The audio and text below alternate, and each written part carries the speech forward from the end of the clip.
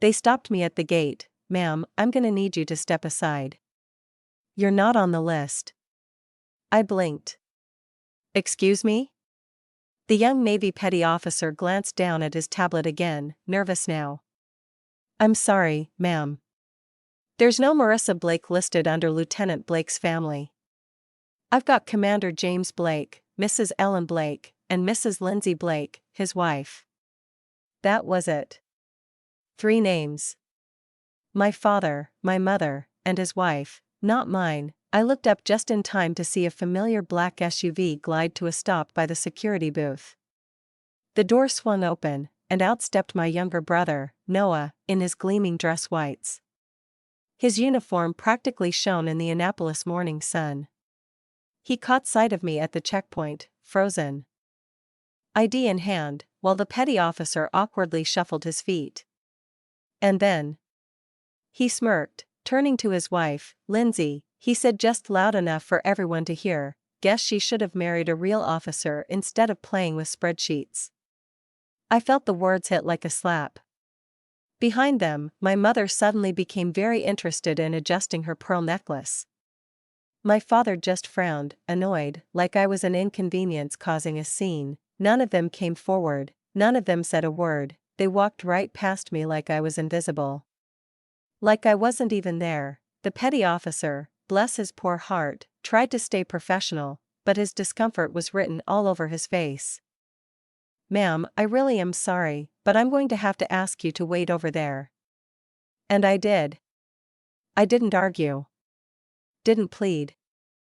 I just stood there, motionless, as the family I'd grown up with, bled for in every way but literal, disappeared through the gates of the United States Naval Academy without me. And the most painful part, I'd expected this: my name is Marissa Blake. I'm 34 years old. And on this bright, beautiful May morning, I had never felt more like an outsider. As I stood there on the edge of those hallowed grounds, green lawns perfectly trimmed, red brick buildings steeped in history, I wasn't just a civilian in a trench coat, I was their sister, their daughter. And apparently, a ghost. 15 years ago, I made a decision that changed everything. I joined naval intelligence. I didn't choose combat boots and mud. I chose maps, signals, satellites. I chose the shadows. And ever since, I played the same role at every family event: the quiet, supportive sister. The one with the desk job. The one who doesn't really serve. They never saw the truth. Never asked. Never cared, and I never told them. It started the day Noah got his acceptance letter to the academy. My dad, a retired Navy commander, practically exploded with pride. He threw a backyard barbecue so loud it could have registered on sonar. He stood by the grill, drink in hand, arm around Noah like he was presenting the heir to the Blake legacy. Guests were everywhere: retired officers, neighbors, even our pastor. Mom brought out a cake from the local bakery. Big blue letters read, "Congrats, future Admiral." I smiled. I clapped. I even took pictures. That same week, I won a National Science Award. My senior thesis on real-time encryption algorithms earned me a medal and a feature in a tech magazine. I showed my dad the medal. He said, "That's nice, sweetie."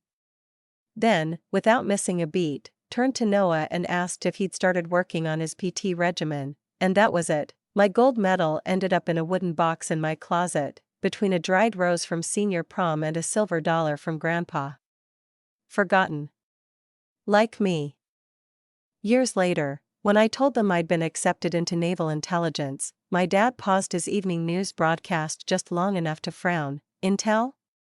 he said, like the word itself had a bad taste. "That's not real Navy. That's for people who don't make the cut." Mom chimed in, trying to soften the blow. "Well, maybe it's safer for her." As if safety had ever been the goal. They didn't understand my work. Didn't want to. Because it didn't look like Noah's. It didn't come with a big ceremony or a uniform they could parade around in. It didn't smell like oil and steel or sound like jets overhead. It looked like silence. It sounded like nothing. and for years, I accepted that. I let them think I was the family footnote, but what they didn't know, what they never asked, was that I served every damn day in the kind of job that could never be photographed, never be celebrated, and it wasn't spreadsheets I played with, it was global intelligence. My office? Buried under layers of security. We called it the tank, an underground facility that ran 24/7, its walls lined with glowing maps, live drone feeds, and encrypted channels from every corner of the world. I led a team of analysts. I coordinated real-time operations, and one night last year, I made a call that saved a SEAL team. They were 2 minutes from breaching a hijacked oil tanker off the coast of Yemen when I saw something. A ghost vessel, no lights, no ID, approaching from the stern. A thermal scan revealed 6 armed men on board. Abort the breach, I said into my headset, my voice calm. That calm saved lives, because that ghost boat? It was a trap, and the SEALs were walking into a kill box. The abort order reached them in time. No one died that night. But no one outside that room ever knew what happened either, not even my family, especially not Noah. And just an hour after that, as I finally got home, phone buzzing with adrenaline, I got a text from him. You still in DC? Hope you're not working late. Don't spend too much time on those reports, sis. Smiley face. I stared at it, then I turned off my phone. The arrogance in Noah's text, that breezy assumption I was just pushing papers while he carried the family name into glory, burned hotter than any insult ever could. That night in the tank, while I sipped black coffee and reviewed mission debriefs from the Horn of Africa, I realized something crystal clear. He had no idea who I really was. None of them did. My job wasn't just secret, it was invisible. And in their eyes, invisible meant irrelevant, but things changed 2 days later. I was summoned to the Pentagon, General Alan Merrick's office. A 4-star legend with battlefield scars and a sharp mind. His office smelled like old books and fresh coffee, and when I stepped inside, he looked up from a map of Eastern Europe and said, "Sit, Admiral. You look like hell." That caught me off guard. I wasn't an admiral. Not officially, yet. He poured me a mug and slid it across his desk. 12 lives saved. And a SEAL team. I know it was you, Marissa. The president knows, too. I blinked. He didn't even need to say the operation's name. I knew which one he meant. Your work on Operation Black Glass, he continued, we're declassifying parts of it. You'll be receiving the Distinguished Service Medal. And, effective immediately. Your promotion is approved. My throat tightened. Promotion? He smiled. Rear Admiral. Youngest in recent memory. My mind reeled. I'd spent my career in a windowless room buried beneath layers of clearance. I'd been invisible for so long, I wasn't even sure I existed outside the tank. Then he leaned forward, eyes twinkling. Your brother's award ceremony's coming up, isn't it? Annapolis? I nodded slowly. How poetic would it be, he said, his voice practically humming with strategy, to honor both of Captain Blake's children on the same day? The air stilled. In that moment, something shifted. I wasn't sure if it was pride or panic, but I knew this, the time had come. I wasn't going to beg for my family's approval. I was going to command their respect. I remembered the 4th of July, Mom's backyard smelled like hamburgers and chlorine. Flags everywhere. A giant cooler filled with light beer. Noah stood on the porch, sunlit and smug, spinning some story about a near miss over the Persian Gulf. I knew the actual after-action report. He'd barely been involved. But Dad stood there, nodding like it was gospel. Later, while Noah held court on the deck, Mom cornered me in the kitchen. Did you see how Lindsay's been taking care of him since he came back? She asked, pulling out a bowl of potato salad like it was a prop in her passive-aggressive theater. You know, Mark from Carol's book club is still single. Handsome boy. Surgeon. Maybe it's time you thought about. She trailed off, but I already knew the rest. It was always the same script. Career? That was temporary. Marriage? That was the goal, I smiled. I'm happy, Mom. Lie. Back outside, Noah stumbled over, a little tipsy and loud, wrapped an arm around my shoulders. Hey sis, he said, when are you gonna transfer to a real job? He laughed. So did Dad. They always laughed, and I smiled, because that was what I'd trained myself to do. I smiled and played the role of the harmless sister who worked in some faceless federal office with coffee-stained reports and boring routines. But inside, something was changing. That night, I stood on the back porch alone, watching fireflies drift across the yard. I imagined taking off my invisibility like a heavy coat. I imagined standing up and saying, "You think I push paper? I push people into rescue missions. I move fleets with my intel. I stop wars before they start." But I didn't. I went home. I went to work, until that ceremony morning, standing outside the academy gate, my name erased from the list, my family walking past me like luggage lost at baggage claim. Something inside me snapped. Then I heard it, a deep, quiet engine. Black government-issued sedan. It rolled to a stop at the checkpoint like it owned the asphalt. The rear door opened, and General Merrick stepped out, in full uniform. His shoulders gleamed under the sun, 4 stars that could bend the will of any officer within 50 yards. He surveyed the scene, me, the flustered guard, my family hovering in the distance like spectators at a game they thought they were winning, and then he smiled. Warm. Direct. "There you are, Admiral Blake," he said, his voice smooth as bourbon. We were about to send out a search party. The petty officer turned as if struck. His eyes widened. His tablet dropped an inch. Admiral?" He stammered. "Ma'am, I didn't know. I am so sorry." He scrambled to open the gate. His salute was so sharp it might have cut through steel. It was incredible, what a title could do. The same girl they'd brushed aside was now someone worth standing for. General Merrick stepped beside me. "You okay, Marissa?" I nodded. "I am now." And then I saw them, my parents. My brother. All 3 still watching, frozen, mouths open, eyes wide, and I had a choice. The ghost of the old me wanted to scream, "See? Look at me now." But I didn't. I looked at the general and said, "That won't be necessary, sir. Let's go." We walked through the gates, past the crowd, past my family. I didn't glance over. I didn't need to. I felt their eyes on me like heat from a fire they couldn't control. I caught only one word, drifting from my father's lips to Noah's ear like smoke. "Admiral?" It landed like a meteor, the final, undeniable truth. The girl they dismissed, overlooked, forgotten, had outranked them all, and the game had only just begun. The general guided me through the crowd with the quiet gravity of a man used to escorting heads of state. He led me to a private waiting room tucked behind the stage. Away from the sea of uniforms and ceremonial music, inside, it was still.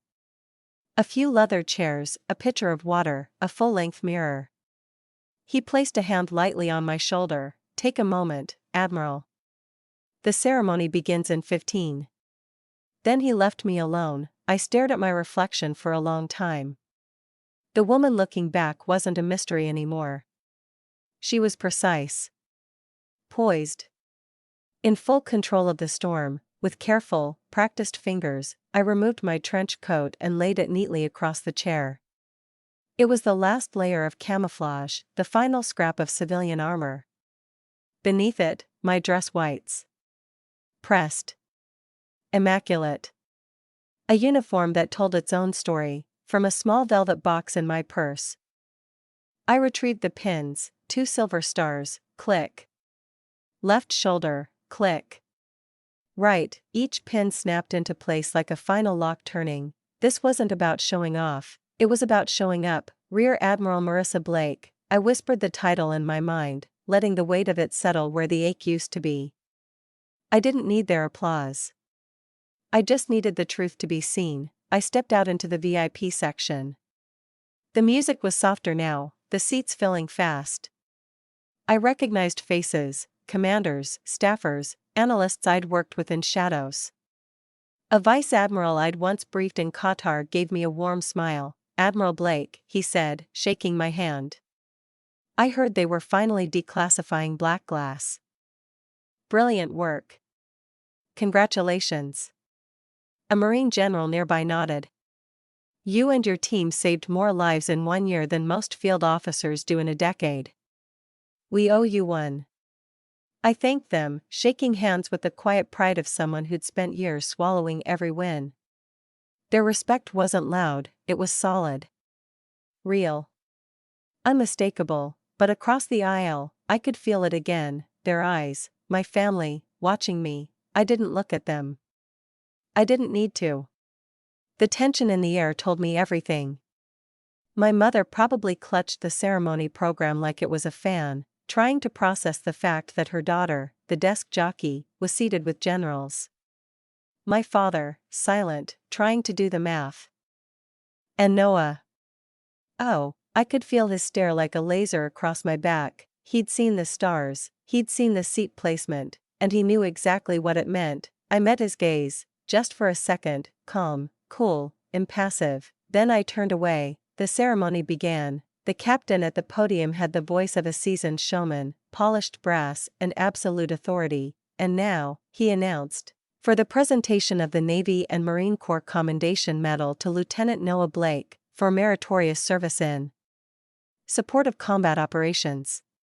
Noah stood, of course he did. Every inch the golden child, walking tall toward the stage. He took the medal with a humble smile, dipped his head just enough, and stepped to the mic. "Thank you," he said, his voice confident, smooth. "Serving the United States Navy has been the honor of my life. I want to thank my father, Commander James Blake, for teaching me what duty means. My mother, Ellen Blake, for her unwavering prayers and support. And of course, my wife, Lindsay. My rock. My compass." He paused, letting the applause swell. Then, without so much as a glance toward me, without even breathing in my direction, he stepped down. He had erased me, publicly. Deliberately, he had taken the stage to write the story of his legacy and chosen to act like I wasn't even in the audience. It was more than a snub, it was a declaration. "You do not exist." But oh, the story wasn't over, not even close. The applause faded. He returned to his seat, soaking in the moment. And then something shifted. General Merrick didn't sit back down. Instead, he walked to the podium. The audience stilled immediately. A 4-star general going off script? That was news. "Ladies and gentlemen," he began, his voice a slow, powerful rumble, "we have an unplanned but deeply important addition to today's ceremony." Murmurs rippled through the crowd like a wind across tall grass. He continued, eyes sweeping the room. "Today, we honor not just those on the front lines, but also those who operate in silence. In secrecy. The ones who prevent disaster before it begins. Whose victories are never photographed. Whose work, for the sake of national security, often goes unrecognized." Across the aisle, I heard my father whisper, "What is he talking about?" General Merrick smiled. "Operation Black Glass, once buried under multiple layers of clearance, is now partially declassified. Its success prevented 3 international conflicts, rescued over 5,000 civilians, and protected countless military lives." I saw Noah lean forward, confused. His brow furrowed. General Merrick paused, then said with deep, resonant pride, "And today, we honor the woman who led that operation. A strategist. A protector. A hero in every sense of the word. Please welcome to the stage Rear Admiral Marissa Blake." For a beat, there was silence, then the room erupted. Every single uniform in the audience rose to their feet. Ensigns. Captains. Generals. It was instinctive, reflexive. A standing ovation of pure military respect, all except 3. My family sat frozen. I stood and walked toward the stage. Each step was a reclamation, each breath, a quiet act of defiance. General Merrick stood waiting, holding the velvet box. He opened it with ceremony and reverence. Inside gleamed the Distinguished Service Medal. As he pinned it to my chest, he leaned in. "It's your story now, Admiral. Time to tell it." He turned back to the mic, not to read a citation, but to speak truth. He spoke of my rise through intelligence, my quiet victories, the way my work had shaped the modern Navy's global response strategy, and then the final blow. "Just last year," he said, locking eyes with the crowd, "Admiral Blake's team intercepted and neutralized a coordinated missile ambush in the Persian Gulf, saving the lives of an entire destroyer crew." I looked at Noah. He went pale. That destroyer, it was his. Noah's face turned the color of ash. He wasn't confused anymore. He wasn't doubting, or questioning. He knew. Every detail snapped into place like puzzle pieces slamming into alignment. The missile ambush. The sudden evasive orders. The blackout comms followed by a last-second course correction. He'd believed it was just dumb luck or some faceless command miracle, but it wasn't. It was me. And now, the entire auditorium knew it too. The applause echoed around the grand hall, crashing over me like waves, powerful, relentless, deafening. It was the kind of applause that filled your lungs, made your heart thump against your ribs. But I didn't smile. Not yet. I looked across the sea of standing uniforms and civilians. I saw them, my father, still seated, staring straight ahead like a man who'd just been handed evidence that shattered everything he believed. My mother, her hands trembling, pressed to her lips as tears welled up in her eyes, not of joy, not yet, more like disbelief. And Noah, he didn't move, didn't blink, just sat there, mouth slightly open, as if the title, the medal, the truth had lodged in his throat. Back in the reception hall afterward, it was a different world. The room buzzed with soft conversation, the clink of glasses, the low hum of classical music. I stood in the center of it, no longer invisible. A small orbit of officers, aides, and even a few congressmen hovered nearby, offering handshakes, thanks, and praise that felt unfamiliar but earned. I was fielding a question from a defense analyst when I felt it, that heat again, like a storm building behind me. I turned, and there they were, my family, all three, approaching like a slow-moving weather front. Tight. Controlled. Not quite angry. Not quite apologetic. Just confused. Unmoored, Noah led, his jaw tight, his expression unreadable. My father followed, his eyes on the floor like the carpet might hold the answers he couldn't find elsewhere. My mother was wringing her hands, still in partial shock. They stopped just short of me. The group around me sensed the tension and politely drifted away. Then came the silence. Noah was the first to speak. "Rear Admiral Blake," he said, the title hard and bitter on his tongue. "That was some performance." I raised an eyebrow. "Performance? You lied to us," he snapped, his voice low but sharp. "You lied to your own family for 15 years. You let us believe you were just pushing paper. You let us mock you." I didn't flinch, I didn't blink, I just let him talk. "You stood there and let me lecture you about duty and sacrifice," he continued, his voice climbing. "Were you laughing at me the whole time? Huh? Was that the plan?" My father cleared his throat. Still no eye contact. "You could have said something, Marissa." My mother finally found her voice. "We didn't know. We never imagined." And then I saw him, General Merrick, watching from across the room. He gave me a subtle nod, then gestured toward an aide. A few moments later, a young lieutenant commander in crisp blues appeared at my side. "Admiral," he said softly, "we've reserved a private conference room down the hall if you'd prefer to continue this conversation in private." I nodded once. "Let's go." The five of us walked down a long, quiet corridor. Plush carpet. Glass-framed artwork. The kind of place built for classified debriefs or diplomatic damage control. Inside the room, I poured myself a glass of water from the pitcher on the conference table. I didn't sit, Noah did, slamming his hand down on the wood. "Why, Marissa? Why didn't you ever tell us? I took a sip. Set the glass down, then I looked him straight in the eyes. I didn't lie, I said calmly. I just stopped explaining myself to people who had already decided they weren't going to listen. The words hit like gunfire. I turned to my father. Did you ever once ask me what I actually did, Dad?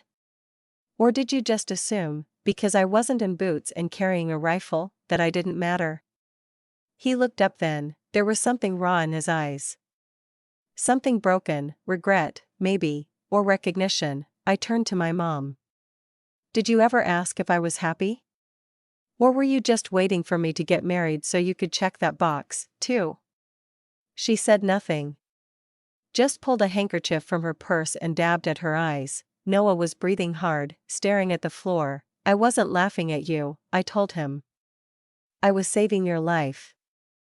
The day of that ambush, the one you barely survived? That was my team. My order. My call. He looked up, his expression shattered. He had nothing left to say. Nothing he could say, and then my encrypted phone buzzed, not a text. Not a casual ping, the tone that meant one thing only, immediate action required. I glanced at it. The mission never ends. I have to take this, I said, my voice crisp, calm. It's a call I can't miss. I walked to the door, paused, then turned. I love you all. I always have. I let that sit for a beat, but I won't be dismissed again. If we're going to be family from now on, it starts with respect. Real respect. Then I walked out, and this time I didn't look back. 6 months passed. In my world, that meant 3 classified deployments, 2 redacted reports, and 1 narrowly avoided international incident that never made the news. But in my personal life, that was where the real shift happened. One quiet Sunday afternoon, I walked into my parents' house for dinner. No ceremony, no reason. Just an invitation. A real one. Not filtered through guilt or obligation, and something was different. Against the far wall in the living room stood a new display case, beautiful dark cherry wood with glass panels, carefully lit. My father stood next to it, polishing it with a soft cloth. I stepped closer. The bottom shelf held his medals, the middle shelf, my grandfather's World War II collection, but the top shelf, the one at perfect eye level, held a single item, my Distinguished Service Medal. Next to it, a high-resolution photo of General Merrick pinning it to my chest. For a moment, I couldn't breathe. My mother walked in from the kitchen carrying a plate of warm chocolate chip cookies. Her eyes lit up when she saw me. Your father built that last month, she said quietly. He said it was time the Blake family story told the whole truth, not just the stories of the men.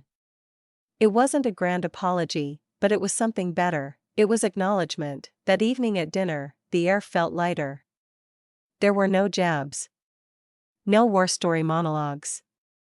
No performance, it was real. My father, clearing his throat, looked at me across the table. Marissa, he said, carefully, like the name had weight now.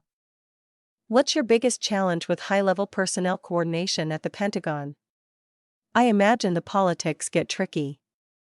It was the first time he'd ever asked me a real question about my job, not just how's work, but an actual question, and I answered. Openly. Calmly. Like a peer. Later, Noah brought up a new risk assessment protocol he was implementing aboard his ship. He scratched his head, half smiling. It's weird, he said, not quite meeting my eyes. Some of the principles feel like something I picked up from you. Indirectly. He laughed softly. A little embarrassed, that was his olive branch. His way of saying, I'm listening now. And then Mom raised her glass. I'd like to make a toast, she said. Her voice was steady. We all turned to her, to the strength, courage, and intelligence of all the Blake children, she said, looking at each of us in turn. In all their forms. Glasses clinked. No one talked over her, no one made it about themselves. It was the quietest, most peaceful family dinner I could remember. Later, as the sun dipped behind the trees, Noah and I found ourselves out on the old wooden porch swing, just like when we were kids. The air was cool. The cicadas hummed in the distance. We sat in silence for a while. Not awkward.